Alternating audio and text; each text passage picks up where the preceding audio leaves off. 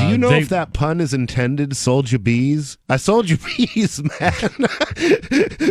Where are my bees? Sold them.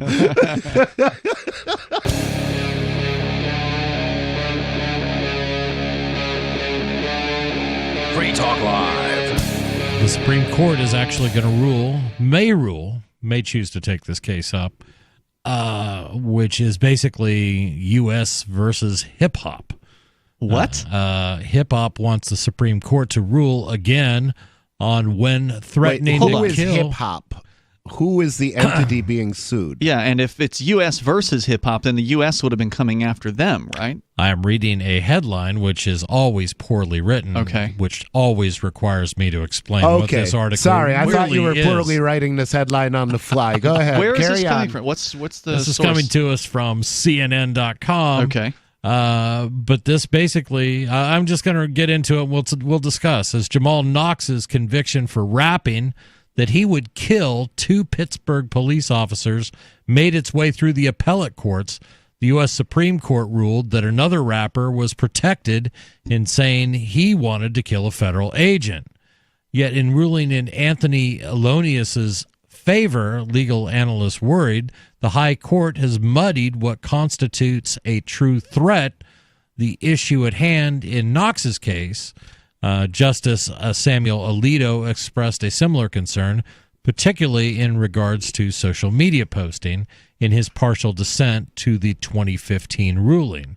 And we'll get into what that specific ruling was, but where Alito held that song lyrics performed live or in studio were unlikely to be regarded as a real threat, quote, statements on social media that are pointedly directed at their victims, by contrast, are much more likely to be taken seriously, unquote. That's Alito writing. Knox's legal team nodded to the confusion in their petition to the U.S. Supreme Court. His lawyer said that where most courts have ruled the standard is objective and requires only that, quote, a reasonable person, unquote, would regard the speech as a sincere threat, quote, other courts have held that the standard is subjective and assess only whether the speaker intended to communicate such a threat, unquote.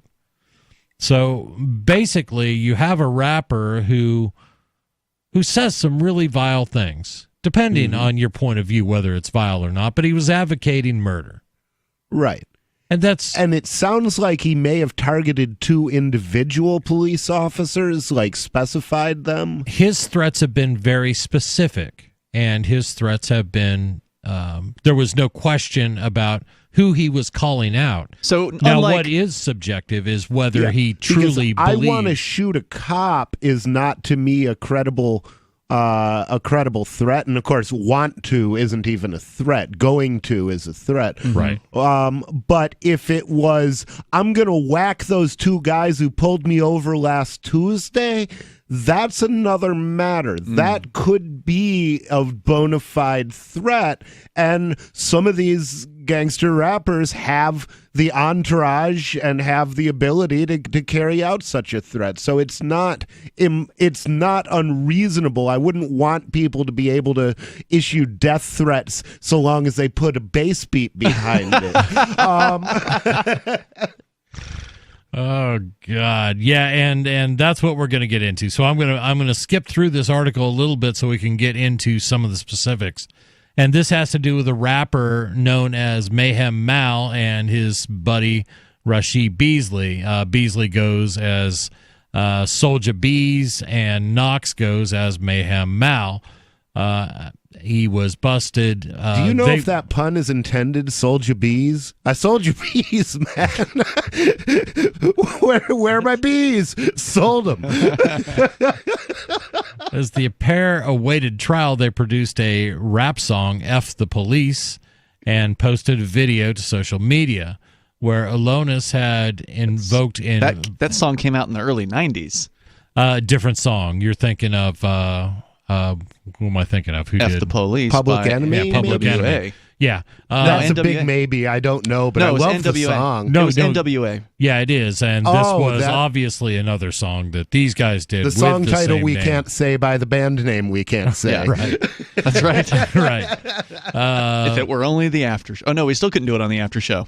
No, Because Twitch has a no. rule against the N-word. Yeah, there you go. Where Alonis had invoked violence in a more abstract manner at the time, indicating he was, quote, testing the bounds of free speech, unquote, Knox and Beasley were more specific in their targets and aims. They refused to the arresting Pittsburgh officers by name. They referred to the arresting Pittsburgh officers by name, boasted knowledge of the officers' schedules, and laid out the violence they were willing to exact. Oh, and we get quotes here. Yes, we do. And I'm going to do my best on this before I have to dump my own self. Quote, I'm a jam these rusty knife all in his guts and chop his feet. You take money away from B's and all my S away from me. Well, your shift over at 3 and I'm going to F you up when you sleep. Knox rhymed at one point. Beasley went on to Were say there rhymes he was. in there? I'm not sure about that. Well, Well, if you'd like me to rap I it, don't know. and this same thing about the bees. Uh-huh. You know, I wonder if these bees that were robbed were the same bees that were sold. Beasley went on to say he Poor was. bees. They're just innocent in all of this. I'll tell you, the bees have been through a lot. Everybody loves bees. Beasley went on to say he was, quote, strapped nasty, unquote. Like That means he's got guns. He's got guns, like Richard Poplawski, a reference to the heavily armed man who killed 3 Pittsburgh police officers in 2009. The song closes with Knox rapping, quote, let's kill the cops because they don't do us no good. Pulling your Glock out because I live in the hood, unquote. That one Here. rhymed. That one rhymed. And I promise I will rap all these going forward. We've been talking about rap music, and I've been trying to share the court papers, I guess, and some of the potential testimony in this case. But it's really hard not to rap lyrics. Are you a big rap fan? No. Okay. No, there is certainly some that I like. I'm not like anti-hip hop, anti-rap, but I like a lot of musical genres. Sure. Just that's not really one I'm really big on. But in this case, a gentleman who goes But by, you want to spit some lyrics. I do. I'm just, Bust a rhyme. I do. In this case, we're talking about a gentleman who goes by the moniker Mayhem Mal.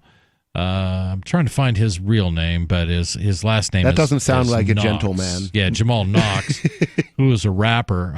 And basically, he had said some very specific raps talking about being strapped nasty, meaning he was heavily armed. This was his other partner rapper. He specifically named the Pittsburgh officers who had busted him and his buddy Rashid Beasley, a.k.a. Soulja Bees, in 2012. After police found several bags of heroin, a gun, and $1,489 in their vehicle. So he names those officers and specifically says that he's going to jam a knife in one of their guts and chop his feet, as well as specifically says what time his shift is over, that he's going to F him up while he sleeps. That's part of the lyrics. Yeah, one of the officers testified that he was shocked by the lyrics, and he retired from the police force and relocated because of the song.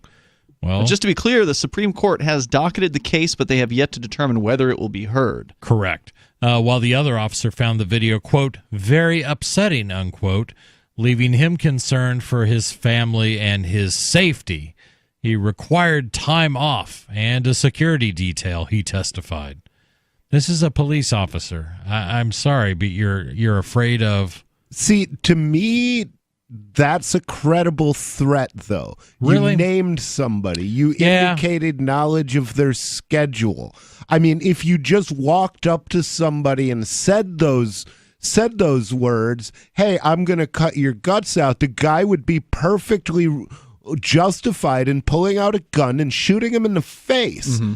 If somebody tells me I'm going to kill you, But this was delivered in song lyrics, so it wasn't Right. delivered directly to the person. Even though it did name the person specifically, Right. it wasn't like sent in a letter to his house, I No, don't think. but still, Yeah, it was- I think it's a bona fide threat with a backbeat. I really do. I think that it was intended to create terror in particular individuals. I think it was And- intended to sell records. I understand your point, Rich. I certainly do, but never. I can't lose sight of the fact that these guys are rappers. They are professional rappers, and they are musicians. They are artists, and he, before this had happened, immediately said, I want to push this stuff to see how far I can get with the protection of the First Amendment, and can I do this? Well, the unfortunate thing is the way you find out how far you can get is by losing a case. Unfortunately. And then you know what's too far. Free Talk Live. Listen live 7 to 10 p.m. Eastern or grab the podcast. It's all at freetalklive.com.